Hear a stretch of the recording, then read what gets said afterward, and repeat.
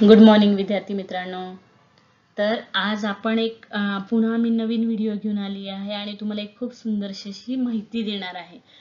तर आजचा आपला जो टॉपिक आहे तो आहे, तुम्हाला वरच दिसत असेल, होमो हॅबिल्स.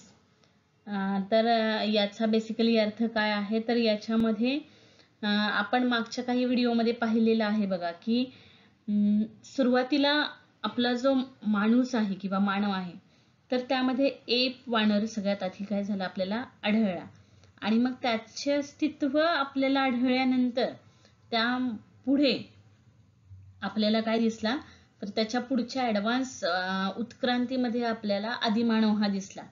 आणि मग सगळेच आदिमानव तर नाहीत ना, तर आदिमानवामध्ये देखील खूप सारी उत्क्रांती होत गेली. म्हणजे सगळ्यात फर्स्ट स्टेज पासून ते आत्तापर्यंत, तर अशी खूप वेगवेगळ्या टप्प्यांमध्ये काय झालं, या आदिमानवामध्ये देखील बदल होत गेला. पण ह्या ॲप वानर जे होतं त्यानंतरची सगळ्यात प्रथम उत्क्रांत अवस्था माणसाची किंवा विकसित अवस्था, तर त्याबद्दल आपण काय करणार आहोत, आज मस्तपैकी गप्पा मारणार आहोत किंवा मी तुम्हाला या प्राण्याविषयी माहिती सांगणार आहे. प्राणी म्हणण्यापेक्षा आपलंच पूर्वजांचं पहिलं रूप, तर कुशल मानव. तर मग कुशल मानव काय आहे, तर हे आपण पाहणार आहोत. आणि कुशल मानवापासून आधुनिक मानवापर्यंत आपल्यामध्ये काय काय बदल होत गेले, तर हे सगळे आपण वेगवेगळ्या काय करणार आहोत, आपल्या पुढच्या व्हिडिओजमध्ये पाहणार आहोत. पण आजचा आपला जो सगळ्यात पहिला आणि मेन मुद्दा आपण कशावर फोकस करणार आहोत, तो तर कुशल मानवावर करणार आहोत. तर हा कुशल मानव म्हणजे नक्की काय होता आणि याचे आपल्याला सगळ्यात पहिल्यांदा हा कुठं दिसला, कोणत्या परिसरामध्ये आपल्याला याचे अवशेष आढळले, परत याचं नाव होमो हॅबिलिस असं का पडलं. मग होमो सॅबिलियसचा अर्थ काय आहे की हातांचा वापर करणारा. मग हा हातांचा वापर करत होता, तर मग हा स्वयंपाक करायला शिकला का, मग याने स्वयंपाक केला का.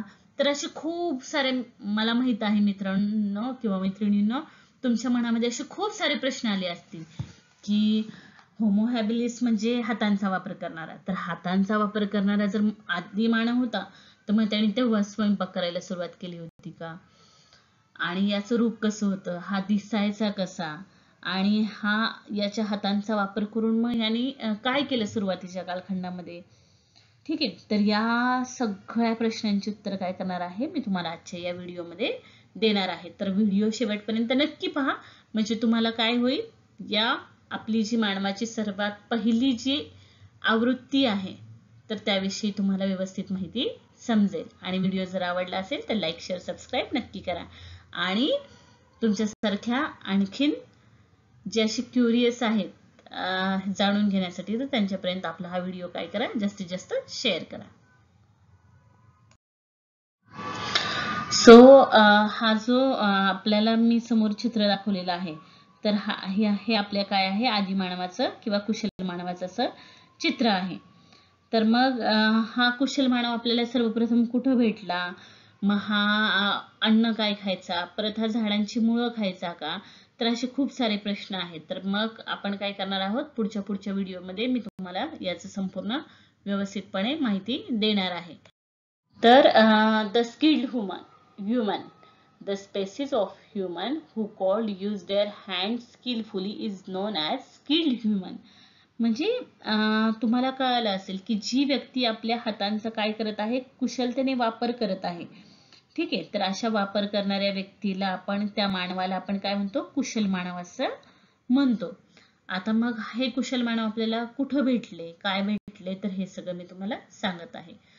So the first evidence of this species was found in the border region between Tanzania and Kenya in the continent of the Africa. The scientist Louis Leakey, who discovered this species, named it Homo habilis because besides their fossilized remains. तर मग यामध्ये त्यांनी काय म्हटलेलं आहे की सुरुवातीला हा हाताचा कुशलतेने वापर करणारा माणूस म्हणजे मानव, कुशल मानव, हा आपल्याला सर्वप्रथम कुठे दिसला, तर सर्वप्रथम आपल्याला हा आफ्रिका खंडामध्ये दिसला. आणि आफ्रिका खंडामध्ये आपल्याला तो कुठे भेटला बरं प्रामुख्याने, तर टांझानिया आणि केनिया या 2 देशांच्या परिसरामध्ये तो आपल्याला प्रामुख्याने आढळला. आणि याचा शोध बरं कोणी घेतला असेल तर याचा शोध घेतला की हा शोध लावणाऱ्या व्यक्तीचे नाव आहे लुई लिकी. तर या शास्त्रज्ञाने काय केलं, ही जी व्यक्ती आहे त्याला हे होमो हॅबिलियस हे नाव दिलं. आता तुम्हाला हा प्रश्न पडला असेल, हे असं नाव का बरं दिलं होमो हॅबिलियस, तर आपण ते पण पुढे पाहणार आहोत. So he found some tools made by them. In Latin, homo means man and habilis means the one who use his hands skillfully.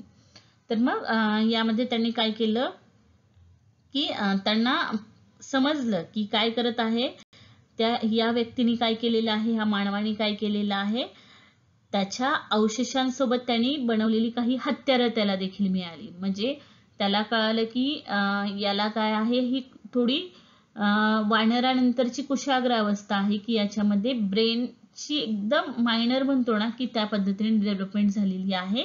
की यांनी काय केलेलं आहे, त्याच्या अवशेषांबरोबर त्यांनी काय केलेलं आहे, काही हत्यारं सुद्धा काय केलेली आहेत, बनवलेली आहे. आणि मग लॅटिन भाषेमध्ये होमोचा अर्थ असतो माणूस आणि हॅबिलियसचा अर्थ असतो the one who use his hand skilfully. तर जी व्यक्ती आहे ती काय करत आहे, आपल्या हाताच्या साह्यांचा व्यवस्थित वापर करून एखादी वस्तू बनवत आहे. ठीक आहे. सो हिज होमो हॅबिलियस कुड stand on 2 feet and walk. His spine was slightly bent and not quite too erect. His brain was bigger than that one of the apes, although his face and limbs were somewhat similar to theirs. तर मग यामध्ये त्यांनी काय म्हटलेलं आहे की ही जी व्यक्ती आहे तर हा कुशल मानव जो आहे तो 2 पायांवर काय करत होता, उभा राहू शकत होता. आणि मात्र त्याचा पाठीचा कणा जो आहे ना तो पूर्णपणे ताटाच्या स्वरूपामध्ये नव्हता. म्हणजे आता आपण जशी पूर्ण स्टँड बॅकबोन आपलं जे स्ट्रेट राहतं तर त्या पद्धतीची मात्र त्याची रचना नव्हती पाठीच्या कण्याची. त्याचा पाठीचा कणा कसा होता, पूर्णपणे ताट स्वरूपामध्ये नव्हता. तो थोडासा काय होता, झुकलेला असा वाकलेला होता. त्याला किंचितसा असा बाक होता. आणि या मानवाचा मेंदू ऍप वानरापेक्षा काय होता, आणखीन बिगर होता. was slightly his brain was bigger than of the apes. म्हणजे जे ऍप्स वानर होतं की नाही, आपण आधीच्या व्हिडिओमध्ये पाहिलेलं आहे, तर त्या वानरापेक्षा यांचा मेंदू काय होता, अधिक प्रगल्भ होता किंवा अधिक मोठा होता. although his face and limbs were somewhat similarly to theirs. आणि मग जर पाहायला गेलं तर त्यांच्या चेहऱ्याची आणि हातापायांची वैशिष्ट्ये मात्र काही अंशी त्यांच्यासारखीच होती. म्हणजे थोडं कमी पण वानरासारखेच ते पण काय होते, दिसायला होते. The stone tools made by Homo habilis were not useful for hunting big animals. They had limited use such as scraping meat from the skin of dead animals or breaking bones to get the marrow. तर मग यामध्ये त्यांनी काय म्हटलेलं आहे, मग त्यांना ही जी व्यक्ती आहे, ह्या ज्या कुशल मानवाने हत्यारं बनवली होती. मग तुम्हाला प्रश्न पडला असेल का बरं ह्याने हत्यारं बनवली असेल, ह्याचा हात विकसित आहे म्हटल्यावर याने स्वयंपाक बनवायला पाहिजे, पण यांनी स्वयंपाक नाही बनवला. याने काय बनवलं, जी त्याची हत्यारं बनवली होती त्यापासून त्यांनी काय केलं, जे तो ॲनिमल्स होते, जी प्राण्यांची तो शिकार करायचा. ठीक आहे. मग ही हत्यारं मोठ्या प्राण्यांची शिकार करण्याच्या उपयोगाची नव्हती, कारण हत्यारं छोटी होती आणि प्राणी मोठे होते. मग ह्यानी याचा वापर काय केला, तर मांस खरवडण्यासाठी. म्हणजे जे तुम्हाला माहित असेल, सुरुवातीला आधी माणूस कच्चंच अन्न खायचा आणि मग तो कच्चं मांस खायचा, तर ते त्याला डायरेक्टली खाता येत नव्हतं. मग तो काय करायचा, तो ही जी हत्यार होतं ना याच्या साईडने तो काय करायचा, मधलं जे मांस आहे ते खरवडण्यासाठी, आपण जसं पातेल्याचं साय वगैरे काढण्यासाठी जसं चमच्याचा वापर करतो की नाही, तर त्या पद्धतीने त्या प्राण्यांच्या शरीरातील मांस काढण्यासाठी त्या हत्यारांचा त्याने वापर सुरू केला. आणि मग त्याच्यानंतर पुढं मग त्याने काय केलं की हाडांच्या आतलं ते मगज मिळवणं, म्हणजे आपण जे म्हणतो ना हड्डीमधलं आपण जसं ऍब्सॉर्ब करून घेतो ना ते मीठ असतं ते, तर ते मिळवण्यासाठी, म्हणजे असा इत्यादी कामापुरताच त्याने काय केलं, सुरुवातीला हत्यारांचा वापर केला, कारण त्याचा मेंदू इतका प्रगल्भ नव्हता, म्हणजे ऍप वानरापेक्षा प्रगल्भ होता, पण इतकाही नव्हता की अजून काय काय त्यात करायचं. तर त्यामध्ये त्याने काय केलं, एकच मिनिट मी तुम्हाला दाखवते. तर यामध्ये त्याने काय केलं, फक्त स्क्रॅपिंग मीट करण्यासाठी from the skin of dead animals, म्हणजे जे प्राणी आहेत त्या प्राण्यांचं काय करण्यासाठी, मांस खरवडण्यासाठी, आणि दुसरं breaking bones to get marrow. तर मग जे पण त्यांनी बनवलेले हे टू गेट मॅरो, तर मग हाडं फोडायचे आणि हाडांच्या आतलं जे मांस असतं की नाही, तर ते ह्या कामांसाठी त्याने हत्यारांचा वापर सुरू केला. We can infer from that Homo habilis was a forager. He ate leftover of animals that had been hunted by other animals.